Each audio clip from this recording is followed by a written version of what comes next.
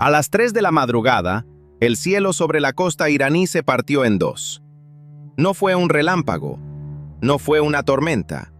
Fueron misiles de crucero BGM-109 Tomahawk, lanzados desde destructores clase Arleigh Burke, posicionados en el mar de Omán, cruzando el aire a casi 900 kilómetros por hora, en dirección a objetivos que Irán nunca pensó que serían alcanzados tan rápido. ¿Qué pasa cuando una superpotencia aprieta el gatillo y la otra ya tiene el dedo en el suyo?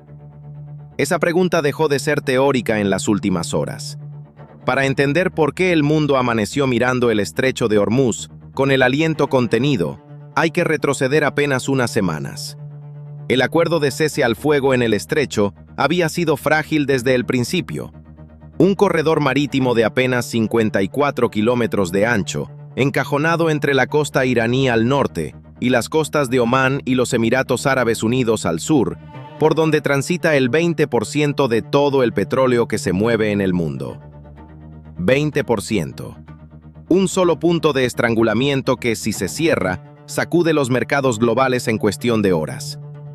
El acuerdo había puesto en pausa las hostilidades, pero Teherán nunca dejó de mover piezas. Según informes de inteligencia estadounidense filtrados a medios especializados, el cuerpo de la Guardia Revolucionaria Islámica, conocido como el CGRI, continuó reposicionando drones Shahed 136 en almacenes costeros cerca de Bandar Abbas y Yazd. Esos drones no son juguetes, son municiones merodeadoras, drones kamikaze con una ojiva de casi 50 kilogramos, capaces de volar en enjambres coordinados y saturar los sistemas de defensa de cualquier buque que cruce el estrecho. También se detectaron movimientos de misiles balísticos Fateh-110, con un alcance de hasta 300 kilómetros, suficiente para alcanzar cualquier barco en el Golfo desde territorio iraní. Donald Trump no tardó en hacer pública su posición. En un mensaje que circuló primero en redes sociales y luego fue confirmado por la Casa Blanca, el presidente acusó directamente a Irán de violar el régimen de cese al fuego. Los términos eran duros, sin margen diplomático. Según Washington, el traslado de armamento ofensivo hacia posiciones costeras frente al estrecho constituía una violación directa de los términos acordados. Teherán lo negó. Dijo que eran maniobras defensivas, que el CGRI tenía derecho a proteger su propio territorio. Y ahí fue donde la cuerda se tensó hasta romperse. En algún momento de esa noche, el grupo de ataque del portaaviones liderado por el USS Gerald R. Ford, el CVN-78, el portaaviones más grande y tecnológicamente avanzado de la historia naval, recibió la orden. El Gerald Ford estaba operando en el mar Arábigo, a distancia de seguridad, pero con todo su arsenal listo. Desde su cubierta de vuelo, los cazas F-A-18 Super Hornet comenzaron a despegar en rápida sucesión, con los motores rugiendo en la oscuridad del océano, cargados con misiles antiblindaje y sistemas de supresión de defensas enemigas. Piénsalo un momento. Estás en esa cabina. La cubierta del portaaviones desaparece debajo de ti en segundos. El horizonte es negro. No hay luces. Solo el radar, la voz del controlador de vuelo en el auricular y la coordenada que tienes programada en el sistema de armas. ¿Qué se siente en ese instante? ¿Certeza? ¿Miedo? ¿Los dos al mismo tiempo? Mientras los F-A-18 ganaban altitud, los destructores clase Arleigh Burke abrían sus celdas de lanzamiento vertical. Los Tomahawk salieron en series coordinadas, trazando arcos sobre el mar de Omán antes de descender hacia la provincia de Hormozgán. Simultáneamente, desde las profundidades del Golfo de Omán, un submarino de ataque clase Virginia, cuya identidad exacta no ha sido confirmada oficialmente, completaba su parte de la operación.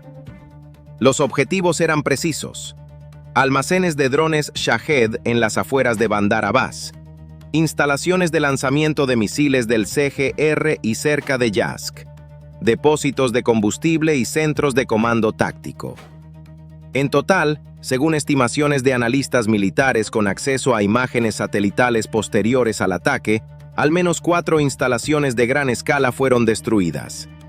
Aproximadamente 37 unidades de equipamiento militar, entre vehículos de lanzamiento, radares y estructuras de almacenamiento, quedaron inutilizadas. Y las bajas entre el personal del CGRI se cuentan en decenas, aunque Teherán aún no ha dado cifras oficiales. El fuego que iluminó el cielo de Hormozgán esa noche no fue el de una escaramuza, fue el de una decisión calculada. En Teherán, las primeras imágenes de las explosiones llegaron a través de canales de inteligencia internos antes de que ningún medio lo reportara. El líder supremo Ali Khamenei y el presidente fueron despertados en cuestión de minutos. La reunión de emergencia del alto mando del CGRI se convocó de inmediato. Las imágenes que circularon internamente mostraban columnas de humo negro sobre la costa del Golfo Pérsico. Los comandantes en la sala tenían los rostros tensos. No era la primera vez que Irán recibía un golpe, pero sí era la primera vez en mucho tiempo que el golpe venía directamente de fuerzas estadounidenses en una acción abierta y declarada. La respuesta institucional fue rápida. El CGRI anunció la movilización parcial de sus fuerzas. Las fragatas clase Mouj, los buques de guerra más modernos de la flota iraní, comenzaron a salir de sus puertos. Los sistemas de misiles antibuque costeros Nor y Kader, con alcances de hasta 170 y 200 kilómetros respectivamente, fueron trasladados a posiciones de combate a lo largo de la costa. El espacio aéreo iraní fue cerrado al tráfico civil con efecto inmediato. ¿Quién tiene realmente la culpa de que esto haya llegado hasta aquí? Irán, que nunca dejó de mover sus piezas mientras el acuerdo seguía técnicamente en pie, o Washington, que llevaba semanas buscando el momento preciso para justificar una respuesta militar. No hay una respuesta fácil, y cualquiera que te diga que sí la tiene, probablemente no está mirando el tablero completo. Las horas que siguieron al ataque fueron de una tensión casi insoportable en el estrecho. Las lanchas rápidas del CGRI, embarcaciones pequeñas y veloces diseñadas para operaciones de acoso y minado, comenzaron a moverse en formaciones cerca de los buques estadounidenses. Los minisubmarinos clase Gadir, capaces de operar en aguas poco profundas, donde los submarinos convencionales no pueden maniobrar, empezaron a registrar actividad según los sistemas de sonar de la flota americana. Y entonces, en el cielo sobre Hormuz, ocurrió algo que puso al mundo a 1 milímetro del siguiente disparo. 2 cazas F-14 Tomcat de la Fuerza Aérea iraní, los últimos en servicio activo en todo el planeta, interceptaron a un par de F-35C estadounidenses que patrullaban el espacio aéreo internacional sobre el estrecho. Los F-14 son aviones de los años 70, pero Irán los ha mantenido operativos durante décadas, y en manos de pilotos experimentados siguen siendo una amenaza real. El intercambio de comunicaciones entre los 4 aviones fue tenso. Hubo bloqueos de radar, hubo lo que los militares llaman iluminación de fuego, cuando un radar de guía de misiles apunta directamente a un objetivo como señal de advertencia. No se disparó nada, pero ambos bandos estuvieron a segundos de hacerlo. En la cubierta del Gerald Ford, el personal de vuelo trabajaba sin parar. En el puente de mando, los oficiales monitoreaban en tiempo real cada movimiento de las embarcaciones iraníes. En el perímetro del grupo de ataque, los destructores mantenían sus sistemas de defensa activos, listos para interceptar cualquier misil entrante en cuestión de segundos. La noche sobre el Golfo de Omán no era silenciosa. Era la clase de silencio que precede a algo. Mientras tanto, en tierra, el conflicto empezaba a expandirse en dimensiones que iban más allá del estrecho. Los aliados regionales de Irán recibieron señales de activación. Los hutíes en Yemen, que en los últimos años han demostrado una capacidad de ataque con drones y misiles que nadie subestima ya, pasaron a estado de alerta máxima. Fuentes de inteligencia señalaron movimientos inusuales en sus depósitos de armamento en la provincia de Saada. Hezbollah en Líbano activó sus protocolos de emergencia. Las milicias chiitas en Irak, con presencia confirmada en varias provincias, recibieron la orden de prepararse. Las bases estadounidenses en la región respondieron de inmediato. La base Ain al-Assad en el oeste de Irak, que ya ha sido blanco de ataques con cohetes en el pasado, elevó su nivel de alerta. Los sistemas de defensa antimisiles Patriot PAC-3 fueron activados y apuntados. El personal fue trasladado a búnkeres reforzados. Lo mismo ocurrió en la base Al-Udeid en Qatar, el mayor hub logístico de la Fuerza Aérea estadounidense en Oriente Medio, desde donde operan los B-52 y los drones de vigilancia que monitorean la región las 24 horas. Imagina ser parte de ese personal. Estás en un búnker en el desierto iraquí. Afuera, los sistemas de radar giran sin parar. Sabes que en algún lugar, a cientos de kilómetros, alguien está decidiendo si lanza el siguiente misil, y tú solo puedes esperar. Esa sensación de no tener control sobre lo que viene, esa espera en la oscuridad, no es tan diferente a lo que muchos de nosotros hemos sentido en momentos de crisis que escapan a nuestras manos, aunque la escala sea completamente distinta. Las reacciones internacionales llegaron en cascada. Vladimir Putin llamó directamente a Teherán. El contenido de la conversación no fue revelado en su totalidad, pero fuentes diplomáticas rusas indicaron que Moscú expresó solidaridad con la soberanía iraní, mientras pedía prudencia en las acciones inmediatas. Una posición que, traducida del lenguaje diplomático, significa básicamente: los apoyamos, pero no queremos que esto explote en algo que nos salpique a todos. Pekín fue más directo. El Ministerio de Relaciones Exteriores chino emitió un comunicado exigiendo desescalada inmediata y convocó a su embajador en Washington para una reunión de urgencia. China tiene intereses enormes en la región. Es el mayor importador de petróleo iraní y uno de los principales socios comerciales del Golfo. Un conflicto que cierre Hormuz es una catástrofe económica directa para Beijing. Israel activó sus baterías Iron Dome a lo largo del norte del país y en las cercanías de Tel Aviv. El gobierno israelí no hizo declaraciones públicas inmediatas, pero el movimiento de sus fuerzas aéreas fue registrado por múltiples sistemas de monitoreo. En Europa, el Consejo de Seguridad de la ONU fue convocado de emergencia. Los representantes llegaron a Nueva York con caras de pocas palabras. Y los mercados dijeron lo que los políticos no quisieron decir en voz alta. El precio del petróleo subió 18% en menos de 6 horas. 18%. Las colas en las gasolineras en varios países europeos empezaron a formarse antes del mediodía. Las bolsas de valores en Asia abrieron a la baja. El dólar subió. El oro subió más. Los mercados no mienten cuando tienen miedo. ¿Cómo te habrías sentido tú al despertar esa mañana y ver esas noticias en el teléfono? ¿Habrías pensado que era algo lejano, que no te afectaba?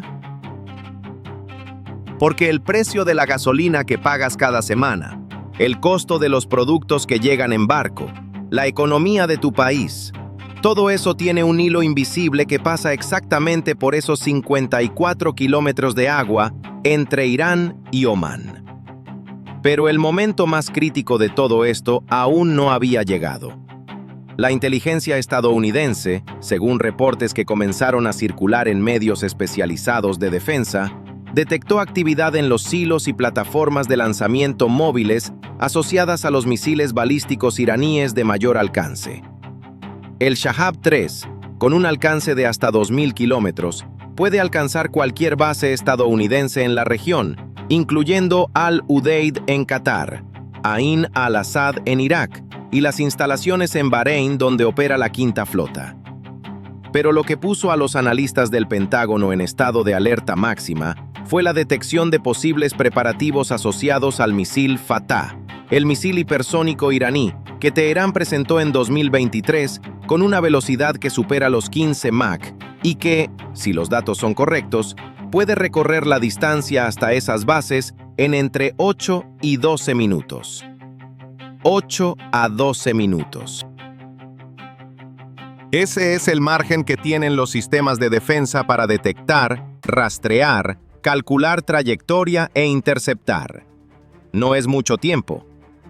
En la sala de situaciones de la Casa Blanca, los asesores de seguridad nacional presentaron los escenarios al presidente.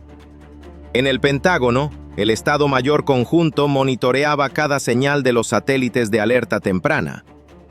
En el búnker de comando del CGRI, los generales iraníes tenían frente a ellos los mismos mapas, los mismos cálculos y la presión de un liderazgo que había prometido públicamente una respuesta. Jamenei había hablado. No con palabras ambiguas, con palabras que en farsi tienen un solo significado posible. Habrá respuesta. La pregunta que nadie en el mundo podía responder en ese momento era cuándo, cómo y con qué escala. ¿Crees que Irán va a detenerse? ¿O el golpe que recibió esa noche hace que el Atvedni Udar sea ya inevitable? Piénsalo desde la perspectiva de un gobierno que lleva décadas construyendo su capacidad militar precisamente para este tipo de escenario, que ha repetido durante años que cualquier ataque directo tendrá consecuencias directas.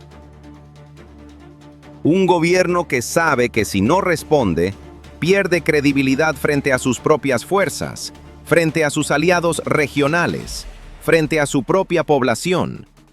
En las calles de Teherán, la situación era de una calma tensa que quienes conocen esa ciudad describen como más inquietante que el caos abierto. Las tiendas cerraron antes de lo normal. Las familias compraron alimentos y agua. Los teléfonos sonaban sin parar. Las redes sociales dentro del país, aunque parcialmente bloqueadas, circulaban con imágenes de las explosiones en la costa sur y con mensajes que mezclaban el miedo con la rabia.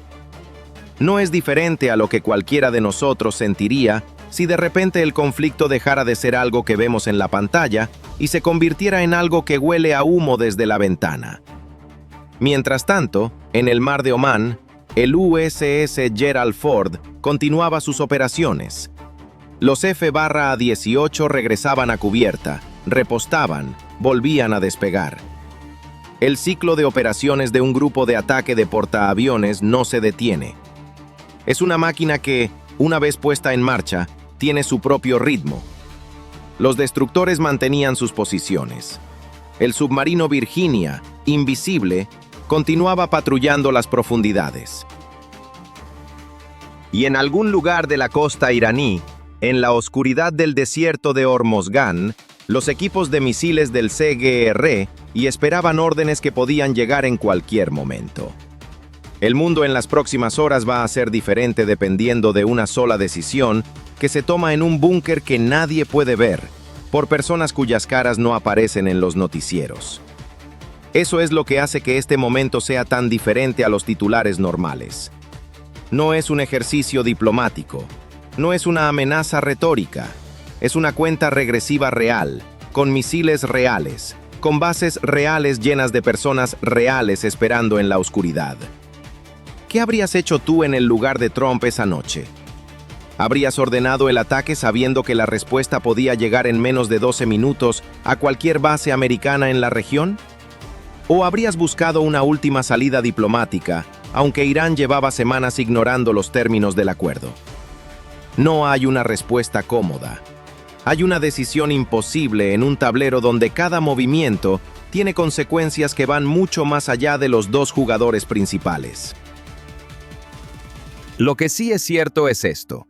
El estrecho de Hormuz, ese canal de 54 kilómetros que la mayoría de la gente no sabría señalar en un mapa hace 10 años, se ha convertido en el punto más caliente del planeta en este momento. Por él pasa el petróleo que mueve fábricas, camiones, aviones.